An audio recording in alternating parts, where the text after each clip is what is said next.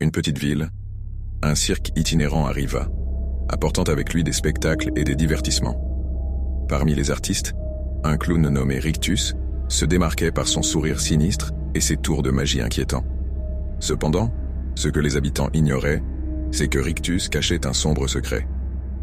Un soir, après la fermeture du cirque, une série de disparitions mystérieuses commença à se produire. Les habitants étaient terrifiés, mais personne ne soupçonnait Rictus. Un groupe d'amis, intrigués par ces événements, décida de mener sa propre enquête. Ils se faufilèrent dans le cirque déserté, explorant les tentes et les roulottes à la recherche d'indices. Soudain, ils entendirent un rire sinistre résonner dans l'obscurité. En suivant le bruit, ils tombèrent sur une tente isolée où ils découvrirent une scène étrange. Des objets personnels éparpillés et des symboles mystérieux gravés sur les murs. Rictus apparut soudainement, son sourire sinistre illuminé par la lueur des bougies. Les amis tentèrent de fuir, mais le clown les suivit, son regard perçant les ténèbres.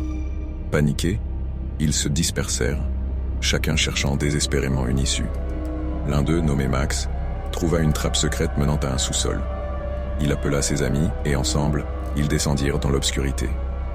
Le sous-sol était rempli de vieux costumes et de jouets cassés, créant une atmosphère encore plus sinistre.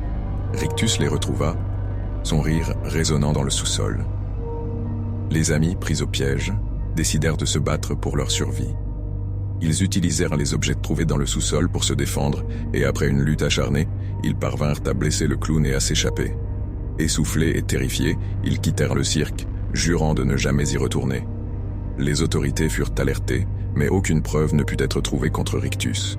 Le cirque disparut mystérieusement, laissant derrière lui des souvenirs terrifiants et un mystère non résolu. La légende dit même que Rictus continue à traîner dans certains cirques. Abonne-toi pour plus d'histoires d'horreur.